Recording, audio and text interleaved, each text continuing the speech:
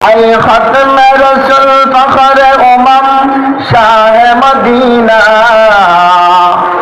اے ختم رسول فخر شاہ مدینہ، دکھلا دو مجھے منظر گلزار مدینہ، دکھلا دو مجھے منظر گلزار مدینہ۔ اے بہار گرم صدقہ حسین بن علی کا، اے بہار کرم صدقہ حسین بن علی کا، پیاسا ہو مجھے شربت دیدار پلا دو، پیاسا ہو مجھے شربت دیدار پلا دو۔ جلتی رہی شمع مسلسل، یہ یاد حرم یاد حرم یاد حرم آئی، برباد ہے دنیا میری برباد رہے گی، برباد ہے دنیا میری برباد رہے گی، نہ شادی دل ہی مجھے اب شاد رہے گی، نہ شادی دل ہی مجھے اب شاد رہے گی۔ مرغان گلستہ کو ملے بویا حرم ہے، اے باد صبا تیرا کرم تیرا کرم تیرا کرم ہے، اے باد صبا تیرا کرم تیرا کرم ہے۔ لا الہ الا اللہ، لا الہ الا اللہ، لا الہ الا اللہ، لا الہ الا اللہ، لا الہ الا اللہ، لا الہ لا الہ আল্লাহর ওলি হয়েছে যারা,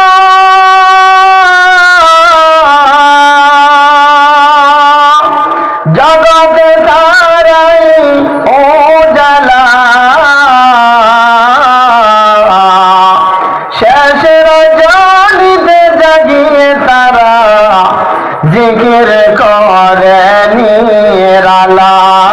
লা ইলাহা ইল্লাল্লাহ, লা ইলাহা ইল্লাল্লাহ, লা ইলাহা লা ইলাহা ইল্লাল্লাহ মুহাম্মাদুর রাসূলুল্লাহ সাল্লাল্লাহু আলাইহি ওয়াসাল্লাম। আলহামদুলিল্লাহ, লালগাছ কেন্দ্রীয় জামে মসজিদের উদ্যোগে বার্ষিক ওয়াজ মাহফিলের সম্মানিত সভাপতি, প্রধান অতিথি, বিশেষ অতিথি ও আমন্ত্রিত উলামায়ে কেরাম এবং আমার সামনে বসা আমার মুরব্বী আলী কেরাম, যুবক ভাইয়েরা এবং সত্যের দিশারি হযরত উলামায়ে কেরাম, পর্দার অন্তরালে হযরত খাদিজাতুল কুবরা রাদিয়াল্লাহু তাআলা আনহার উত্তরসূরি, হযরত আয়েশা সিদ্দিকা রাদিয়াল্লাহু তাআলা আনহার উত্তরসূরি, হযরত ফাতিমা রাদিয়াল্লাহু তাআলা আনহার উত্তরসূরি আমার মা ও বোনেরা, আমরা সর্বপ্রথম সেই মহান রাব্বুল ইজ্জতের আলিশান দরবারে কালিমাতুশ শুকর আদায় করছি, যিনি আমাদেরকে এই মূল্যবান একটি ইসলামী জলসা মাহফিলে শরীক হওয়ার, অংশগ্রহণ করার সুযোগ লাভ করতে পেরেছি। সেই জন্য সবাই বলি আলহামদুলিল্লাহ। আর একটু জোরে আওয়াজে বলি আলহামদুলিল্লাহ। এই মাহফিলগুলি দ্বীনের প্রচার, ইসলামের প্রচার, ঈমান এবং আমলকে মজবুত করার জন্য এই সমস্ত মাহফিলে কোরআন এবং হাদিসের আলোচনা হয়, সেইগুলো শুনে আমরা আমাদের ঈমানকে তাজা করতে পারি। কি বলেন, ঠিক কিনা? ঈমানকে তাজা পুক্তা করার জন্যই এই সমস্ত মাহফিলে আমরা অংশগ্রহণ করে থাকি। এই মাহফিলগুলি আমাদের জন্য আল্লাহ যেন নাজাতের উসিলা বানিয়ে নেয়, সবাই বলে আমিন। সম্মানিত সুধী, আমরা একদিন ছিলাম না, এখন আল্লাহ তাআলা পৃথিবীতে আমাদেরকে রেখেছেন, কিছুদিন পর আবার আমাদেরকে চলে যেতে হবে, কি বলেন ঠিক কিনা? হঠাৎ হঠাৎ কানে আওয়াজ আছে, অমুক দুনিয়া থেকে বিদায় নিয়েছে, অমুক বিদায় নিয়েছে, অমুকের জানাজা কোন দিন না জানি আমার খবর চলে আসে, আমার জানাজা কোন দিন যেন হয়ে যায়, কি বলেন ঠিক কিনা? মরণ থেকে আমরা কেউ লুকাইতে পারবো না, মরণ আমাদের জন্য অনিবার্য, কারণ এই মরণ আমাদের মরণের স্বাদ আমাদেরকে গ্রহণ করতেই হবে। সুতরাং আমরা কেউ কারো দুশমন নই, আমরা সবাই এক আল্লাহর বান্দা, কি বলেন ঠিক কিনা? এই দুনিয়াতে যত মানুষ এসেছিল কেউ থাকতে পারে নাই, আমরা আছি, আমরাও থাকতে পারবো না। এই দুনিয়াটা থাকার জায়গা নয়। যারা দুনিয়ার পিছনে ঘুরছে তারা দুনিয়াকে ধরতে পারছে না, দুনিয়া কাউকে ধরা দেয় না। যারা দুনিয়ার পিছনে দৌড়াইবে তারা দুনিয়াও পাবে না, পরকালও পাবে না। আর যারা নাকি দুনিয়াকে পিছনে ফেলে পরকালকে আঁকড়ে ধরার জন্য দৌড়ায়, তারা দুনিয়াও পেয়ে যা, পরকালও পেয়ে যা, বলেন সুবহানাল্লাহ। সুতরাং সম্মানিত সুধী, এই মাহফিলগুলো থেকে আমাদের শিক্ষা নিতে হবে, পরকাল দুনিয়ার উপরে প্রাধান্য দিতে হবে, দুনিয়াকে পরকালের উপরে প্রাধান্য দিতে হবে। এই এলাকায় অনেক মানুষ, সবাই যদি আসতো তাহলে এই প্যান্ডেলে জায়গা হইতো না, কি বলেন? হয়তো না। কেন আসছে না? তাদের জন্য দোয়া করি, আল্লাহ যেন সবাইকে মাহফিলে এনে দেয়, আল্লাহ যেন সবাইকে মাহফিলে এনে বসিয়ে দেয়, সবাই বলে আমিন। আমরা যারা এখনো আসি নাই, আমরা অতি সত্তর মাহফিলে চলে আসি। দুইজন প্রধান দুইজন, একজন প্রধান একজন বিশেষ, দুইজন আলেমে দ্বীন আপনাদেরকে কোরআন এবং হাদিসের আলোচনা শোনানোর জন্য অপেক্ষমান। তারা এসে গেছেন, অনেক কষ্ট করে ঢাকা থেকে এসেছেন। একজন আমার উস্তাদে মুহতারাম হযরতুল আল্লাম মুফতি শফিকুল ইসলাম সাহেব মদ্দাজিল্লুল আলী অনেক কষ্ট করে এসেছেন। আরেকজন প্রধান বক্তা মুতাসিম বিল্লাহ আতিকি সাহেব ঢাকা থেকে এসেছেন। আমরা যারা এখনো অযথায় বসে আছি, আমি আপনাদের হাতে ধরি, পায়ে ধরি, সবাই মাহফিলে চলে আসুন। সম্মানিত সুধী, আমি অল্প আলোচনা করে আপনাদের কাছ থেকে দোয়া নিয়ে ইনশাআল্লাহ বিদায় নিব। আমা তৌফিক ইল্লা বিল্লাহ। বলতেছিলাম, এই দুনিয়াটা আমাদের একদিন শেষ হয়ে যাবে, এই দুনিয়াটা আমাদের একদিন থাকবে না, আমি চলে যাব, আর দুনিয়াও থাকবে না। সুতরাং এই দুনিয়ার জীবনটাকে সুন্দর করে সাজাতে হবে। আমাকে আপনাকে সুন্দর আমল করতে হবে। আমার আপনার জিন্দেগি সুন্দর করতে হলে আমলটাকে সুন্দর করতে হবে। যার আমল সুন্দর হবে তার জিন্দেগি সুন্দর হবে,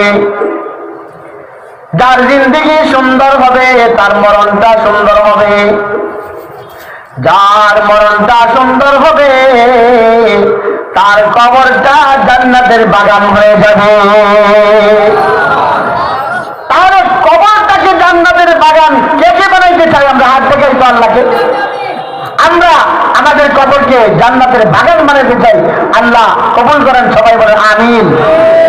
তাহলে কবরকে যদি আমার জান্নাতের বাগান বানাইতে হয়, কবরটাকে যদি জান্নাতের বাগান বানাইতে চাই, আমাকে আপনাকে আমল সুন্দর করতে হবে।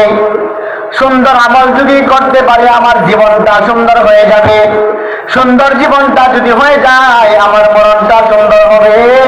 আর এই মরণটা সুন্দর হলেই কবরটা আমার জন্য জান্নাতের বাগান হবে।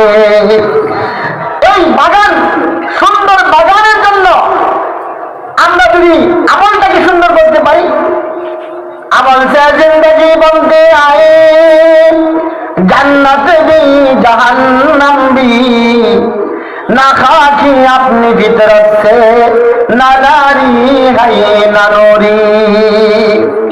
জান্নাত যদি বানাইতে হয় আমার কবরকে, তাহলে আমার আমলটাই সুন্দর করতে হবে।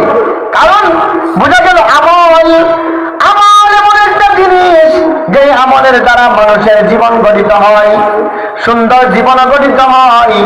অসুন্দর জীবন গঠিত হয়, সামাজিক জিন্দগি গঠিত হয়, পারিবারিক জিন্দগি গঠিত হয়, রাষ্ট্রীয় জিন্দগি গঠিত হয়, আন্তর্জাতিক জিন্দগি গঠিত হয় আমলের দ্বারা।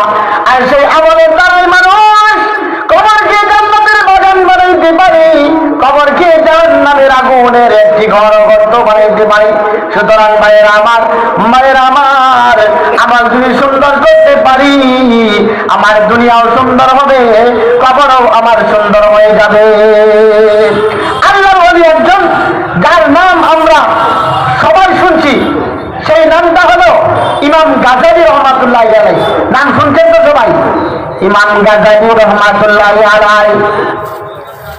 ইমাম গাজালি রহমাতুল্লাহ আলাইহি যখন দুনিয়াতে আসে নাই, তার মায়ের গর্ভের মধ্যে রয়ে গেছে। ইমাম গাজালি রহমাতুল্লাহ আলাইহি মায়ের গর্ভে রেখে ইমাম গাজালির বাবা ইন্তেকাল করেন, দুনিয়া থেকে বিদায় নেন। ইমাম গাজালির বাবা দুনিয়াতে নেই। ইমাম গাজালির মা চিন্তা করলো, আমার স্বামীর আমানত আমার গর্ভে, আমার স্বামীর আমানত আমার গর্ভে, এই আমানত রক্ষা করা আমি স্ত্রীর দায়িত্ব। ইমাম গাজালি মায়ের গর্ভ থেকে জন্ম নিল সন্তান, ছেলে সন্তান। মা লালন পালন করলো, লালন পালন করে যখন 7-8 বছরে যখন উপনীত হলো, 7-8 বছর বয়স যখন হয়ে গেল, ইমাম গাজালির মা তাকে একটি মাদ্রাসার গেইটে নিয়ে গেল, মাদ্রাসার অফিসে নিয়ে গেল, একজন উস্তাদের হাতে উঠে দিল। ইমাম গাজালির মা বলল, উস্তাদ, এই যে আমার সন্তানটা আপনার কাছে দিয়ে গেলাম। ইমাম গাজালি, আমার সন্তানটাকে আপনার হাতে দিয়ে গেলাম আমানত, তার বাবা আমার কাছে আমানত দিয়ে গেছে, এই আমানত রক্ষা করার জন্য আপনার হাতে দিয়ে গেলাম। আমার এই সন্তানটা যখন আলেম হবে, যখন আলেম হবে, ওলি হবে, তখন আমার হাতে পৌঁছাবেন। আলেম হওয়ার আগে আমার সন্তান আমি দেখতে চাই না। ইমাম গাজালির মা বলতেছে, উস্তাদের হাতে উঠাই দিলাম, আমার সন্তান আলেম হওয়ার আগে আমি দেখতে চাই না। উস্তাদকে বলল, আলেম হওয়ার পরে, ওলি হওয়ার পরে যেন আমার সন্তান আমার কাছে আসে।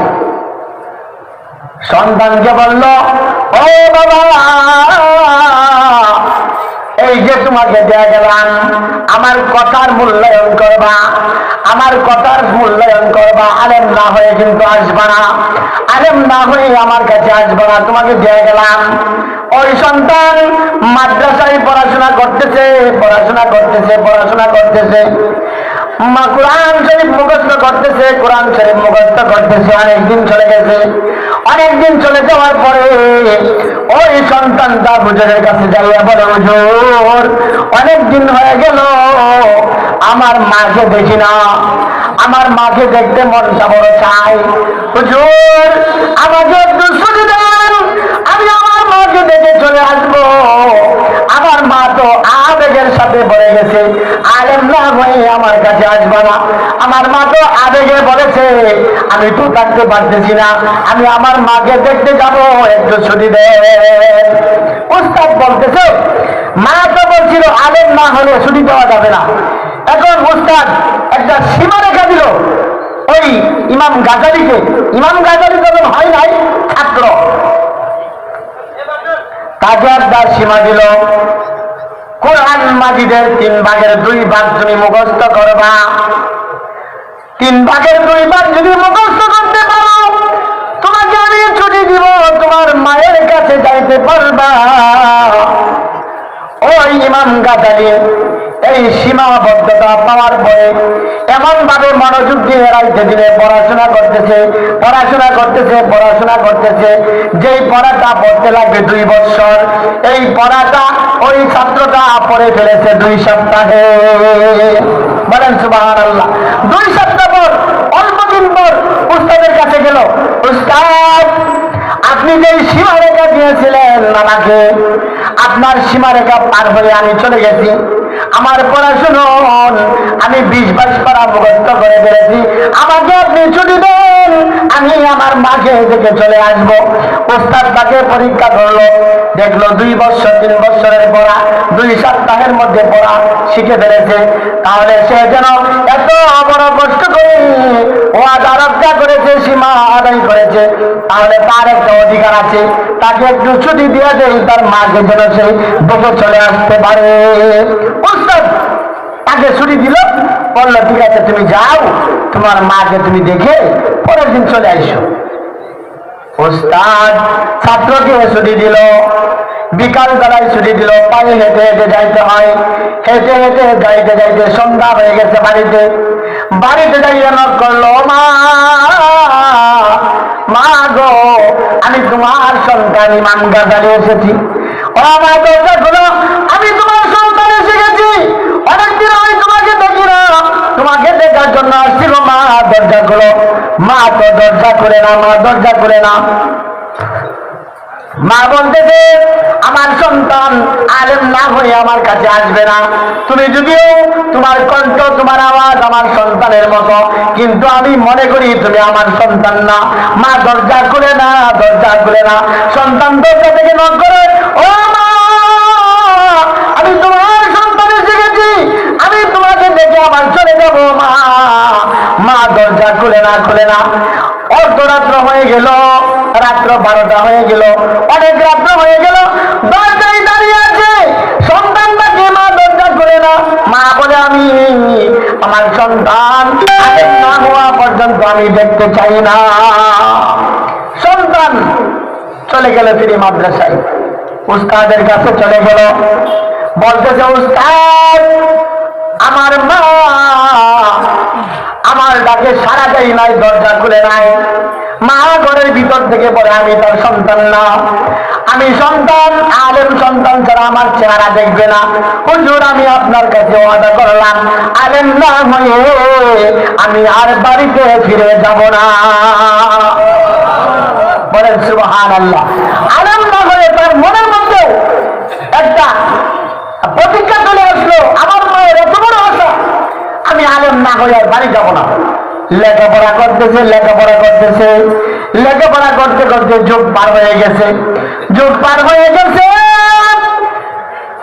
আলেম হয়ে গেছে। তার উস্তাদ একদিন বলতেছে, ইমাম গাজালি তুমি তো আলেম হয়ে গেছো, তুমি তো আলেম হয়ে গেছো। ও ইমাম গাজালি তোমাকে আগামীকালকে তোমার মাথায় পাগড়ি পরাইয়া দিব, পাগড়ি মাথায় নিয়ে তোমার মায়ের কাছে যাইবা, তোমার মা তোমাকে দেখে অন্তর ঠান্ডা হবে, তুমি আলেম সন্তান তোমার মায়ের করে যাইবা। উস্তাদ ওসিয়ত নসিহত করে রাত্রিবেলা ঘুমিয়ে গেছে, আগামীকালকে ইমাম গাজালিকে পাগড়ি পরাই দিবে, মায়ের কাছে যাবে। আর রাত্রিবেলা উস্তাদ ঘুমিয়ে পড়েছে, স্বপ্নে যুগে দেখে মদিনার মরদুলা, মদিনাওয়ালা রহমতের নবী সাইয়্যিদুল মুরসালিন খাতামুন নবীন জনাবে মুহাম্মদুর রাসূল সাল্লাল্লাহু আলাইহি ওয়াসাল্লাম উস্তাদকে এসে ডাকতেছে, ও ইমাম গাজালির উস্তাদ, ও উস্তাদ ইমাম গাজালির উস্তাদ, আমি মদিনাওয়ালা এসেছি, তুমি তো আগামীকালকে দিনের বেলায় আমার ইমাম গাজালিকে পাগড়ি পরাই দিবে, তার মায়ের কাছে যাবে, আলেমের পাগড়ি দিবে, আলেমের পাগড়ি। ও উস্তাদ আমি নবী আরেকটা তোমার কাছে দাবি করলাম, তাকে একটা পাগড়ি দিও না, 2টা পাগড়ি দিও, 2টা। একটা পাগড়ি দিবা আলেম হয়েছে, এলেমের পাগড়ি, আর একটা পাগড়ি দিবা পাগড়ি, তাসাব্বুহ এলমে মারিফতের পাগড়ি, এলমে মারিফতের পাগড়ি, তাসাব্বুহ এলমে মারিফতের পাগড়ি, 2টা পাগড়ি একসাথে দরবাজায় পরাই দিবা উস্তাদ। এবং তোমার পক্ষ থেকে তোমার খেলাফতের দায়িত্ব দাও, তোমার খেলাফতি দাও, তোমার অনুমতি দাও, তাকে দিয়ে দিবা। বলেন সুবহানাল্লাহ। যে একটা পাগড়ি না, তাকে 2টা পাগড়ি দিয়ে দিবা। সে শুধু আলেম হয় নাই, সে অলিও হয়েছে। বলে বলেন সুবহানাল্লাহ। তার মা বলছিল, ও উস্তাদ, আলেম না হলে, ওলি না হলে কিন্তু বাড়ির দিকে ফিরে দিয়েন না। আমি আলেম এবং ওলি না হলে আমি তার চেহারা দেখতে চাই না। পরের দিন উস্তাদ তাকে মাথায় 2টা পাগড়ি পরাইয়া দিল এবং খেলাপতি অনুমতি এজাজতটা দেয়া দিল। বাসায় ফিরে গেল। বাসায় যাইয়া দেখে তার মা অসুস্থ শুয়ে আছে। আগের মতো কানে শুনে না, আগের মতো চোখকে বেশি দেখে না, অসুস্থ হয়ে গেছে, অনেকদিন পার হয়ে গেছে। সন্তান যায় বলতেছে, আমি আপনার ইমাম গাজালি, এই যে মাথায় পাগড়ি, আলেম হয়ে আমি আপনার কাছে এসেছি। মা সন্তানকে জড়ায় ধরলো, সন্তান মাকে জড়ায় ধরলো। মা সন্তানের কপালে চুমু খায়, সন্তান মায়ের কপালে চুমু খায়, একে অপরকে কপালে চুমু খাইতেছে। মা বলতেছে সন্তানকে, ও ইমাম গাজালি, অনেক দিনের মনের আশা, অনেক দিনের মনের তামান্না, আল্লাহকে বলছিলাম, আল্লাহ আমার স্বামীর আমানত তুমি বাইজিদ বুস্তামি, আমি ভুল করেছি, ইমাম গাজালি নয়। এতক্ষণ যা বললাম ইমাম গাজালির কথা বললাম। ইমাম গাজালি। তার মা বলতেছে, ও সন্তান গাজালি, ও গাজালি শুনো, তোমার বাবার আমানত তুমি আমার কাছে ছিলাম, তোমার উস্তাদের কাছে আমি আমানত দিয়েছিলাম, তুমি আলেম হবে, ওলি হবে, তারপরে আমি তোমার বাবার কাছে যাব। আমি আল্লাহর কাছে চেয়েছিলাম, আল্লাহ আমার সন্তান যতদিন পর্যন্ত আলেম না হবে, যতদিন পর্যন্ত ওলি না হবে, আমাকে তুমি দুনিয়া দেখে নিও না। ও আল্লাহ, আমি আমার স্বামীর কাছে কি জবাব দিব? আমার স্বামীর আমানতটা আমার ইমাম গাজালি যখন মার কাছে গেল, তখন মা বলল, আমাকে এক বদলায় 1 লোটা পানি দাও, ওযু করব। সন্তান ইমাম গাজালি তার মাকে সে নিজে ওযু করে দিল। মা বলল, গাজালি আমাকে জায়নামাজটা বিছিয়ে দাও, আমি শেষ জীবনের 2 রাকাত শুকরিয়া তার 2 রাকাত নামাজ পড়ি।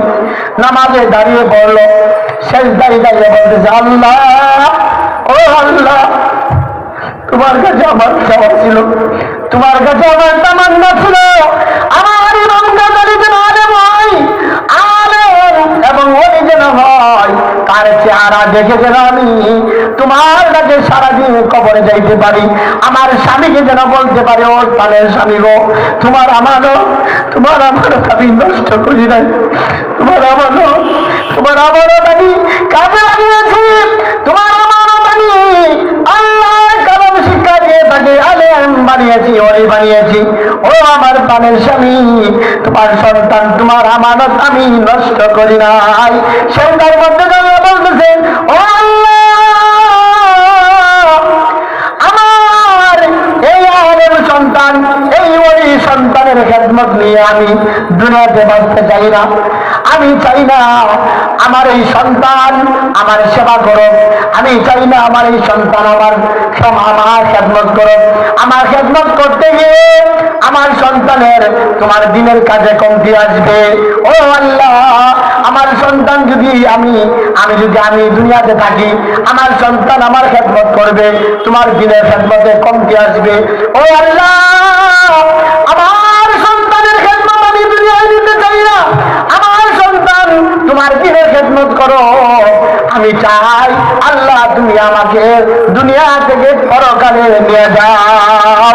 আল্লাহর সাথে সাথে ওই বাইজিদ বুস্তামির মা শেষ দাঁড়ি একদিকে কালিমা বলছে, লা ইলাহা ইল্লাল্লাহু মুহাম্মাদুর রাসূলুল্লাহ।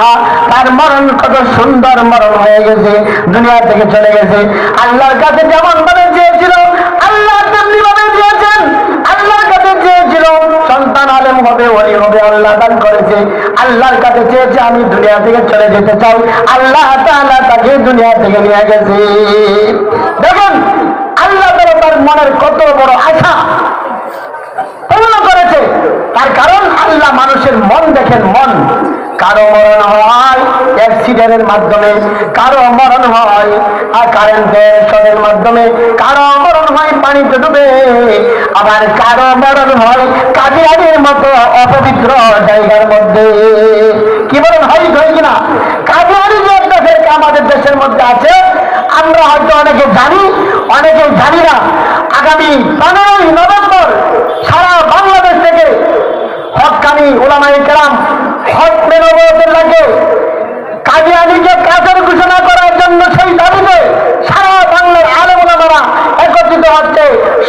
মহাসমাবেশ 15ই নভেম্বরে আমরা এই পরামর্শ মিটিং এ অ্যাটেন্ড করেছিলাম। পরামর্শ হয়েছে 15 তারিখে এর সমাবেশ এই বাংলাদেশের মধ্যে কাদিয়ানি হয়ে তারা কাফের ঘোষিত হতে হবে। কি বলেন, ঠিক কিনা?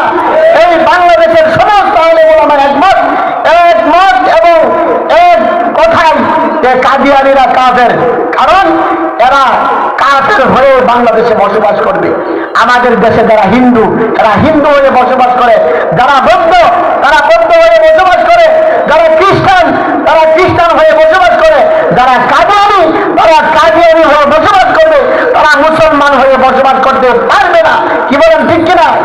আমরা ইনশাআল্লাহ 15 নভেম্বরে এই মহাসমাবেশে খতমে নবুয়তের লাগের এই মহাসমাবেশে আমরা অ্যাটেন্ড করব। আল্লাহ যেন আমাদের সকলকে এই সমাবেশে অংশগ্রহণ করে এই বাংলাদেশের মাটিতে তার যেন কাফের ঘোষণা হয়। আমরা সবাই একমত আছি তো? আল্লাহকে হাতগুলো দেখাই, কাদিয়ানি কাদিয়ানি, কাফের কাফের, কাফের কাফের, কাদিয়ানি কাফের, কাদিয়ানি কাফের, এর মধ্যে কোনো সন্দেহ নাই।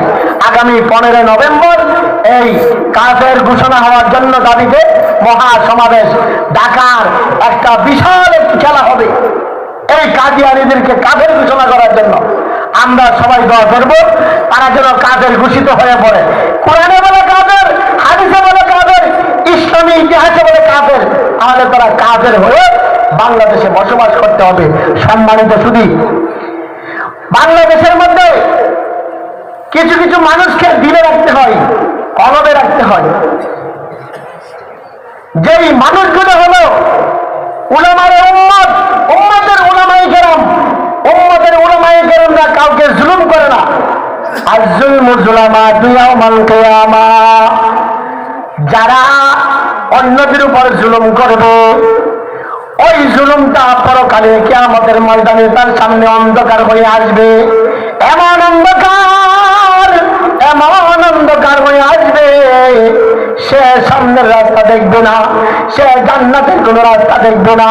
এই অন্ধকারে তাকে জাহান্নামে নিয়ে যাবে। এই জন্য বলা হয়েছে উম্মতের উলামায়ে কেরাম কারো কাউকে জুলুম করে না। উম্মতের উলামায়ে কেরাম দিকে রাখতে হয় দিলে অন্তরে।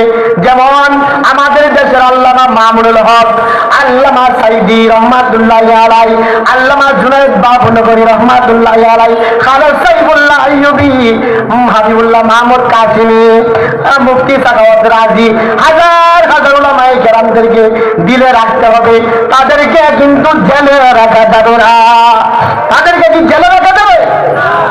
জেলে রাখা যাবে না। জেলে রাখাটাই হলো তাদের উপর জুলুম। আর তার উপর জুলুম করা হয়, সে হয় মজলুম। মজলুমের দোয়া আল্লাহ কবুল করে নাই, মজলুমের দোয়া আল্লাহ কবুল করে নাই। 3 জন মানুষের দোয়া আল্লাহ কবুল করেন, যে দোয়ার মাঝখানে কোনো পার্টিশন থাকে না। আল্লাহ এবং বান্দার মাঝখানে কোনো বিবাদে কোনো পার্টিশন থাকে না, কোনো পার্টিশন থাকে না। 1 নম্বরে মা বাবার দোয়া সন্তানের জন্য। মা বাবা যখন সন্তানের জন্য দোয়া করবে, সেই দোয়া আল্লাহ তাআলা সরাসরি আল্লাহ কবুল করে নিবে। বলেন সুবহানাল্লাহ। যেমন ইমাম গাযালির মা যখন ইন্তেকাল করলো, ইমাম গাযালি বলতে লাগলো, ওমর তো मेरे खिदमत कर चुके, मैं तेरे खिदमत की काबिल जब हुआ तो चल गए। खिदमत माँ दर्द कुन सुबह शम, ताके बाशी दर्द आलम ने कोनम। खिदमत माँ दर्द कुन इख्तियार, आशुबी अज मालो तो দৌলত বখতিয়ার। ইমাম গাজালি বলতেছেন, ও মা, সারাটা জীবন তুমি আমার খেদমত করেছ, আমি তোমার খেদমত করার সময় হয়েছি, তুমি দুনিয়া থেকে চলে গেছো, আল্লাহ তোমাকে নিয়ে গেছে। এই জন্য বলতেছেন, ওমর বলতো মেরে খেদমত কর চুকে মাই তেরে খেদমত কি কাবিল জব হুয়া তো চল গায়ে। সন্তান বলতেছে, আমি মা বাবার খেদমত করার সমতুল্য হয়েছি, মা বাবাকে আল্লাহ নিয়ে গেছে, এর থেকে দুঃখ আর কি হতে পারে? এই জন্য সম্মানিত শুধু আমাদের যাদের মা বাবা আছে তাদের সেবা করব, তাদের দোয়া নিব, তাদের খেদমত করব। তার কারণ মা বাবার দোয়া সন্তানের জন্য। আল্লাহ এবং মা বাবার মাঝখানে কোনো বাধা থাকে না, কোনো পার্টিশন থাকে না।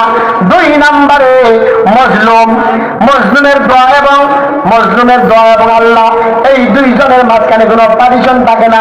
তো মজলুম কাকে বলে? মজলুম বলা হয় ওই মানুষটাকে যাকে অন্যায় ছাড়া তাকে জুলুম করা হয়। যার অন্যায় নাই তাকে জেলখানায় ঢুকানো হয়, যার অন্যায় নাই তাকে শাস্তি দেওয়া হয়, সে হলো জুলুম, সে হলো মজলুম। মজলুমের দোয়া আল্লাহর কাছে সরাসরি কবুল হয়। 3 নাম্বার হলো মুসাফির, যে নাকি মুসাফিরকে সম্মান করা, মুসাফির থেকে দোয়া নেওয়া। কারণ মুসাফিরের দোয়া আল্লাহর কাছে কবুল হয়, আল্লাহ এবং মুসাফিরের মাঝখানে কোনো পার্টিশন থাকে না। সেজন্য মুসাফির মানুষকে পাইলে সম্মান করা, তাকে খানা খাওয়ানো, তাকে মহব্বত করা। কারণ সে দোয়া করলে তার কাছে দোয়া চাওয়া, সে দোয়া চায়, দোয়া করলে আল্লাহ তাআলা দোয়া কবুল করে। বলেন সুবহানাল্লাহ। হযরত ইমাম গাজালি রাহমাতুল্লাহি আলাইহি যখন তার মাকে হারিয়ে ফেলল, তার মাকে হারানোর পরে সে দিনের কাজে, আল্লাহর দিনের কাজে লিপ্ত হয়ে গেল। এমন ভাবে দিনের কাজ করেছে, অনেক বছর চলে গেছে, এখনো ইমাম গাজালির নাম আছে কি নাই? ইমাম গাজালির নাম আছে কি নাই? থাকবে, কিয়ামত পর্যন্ত থাকবে।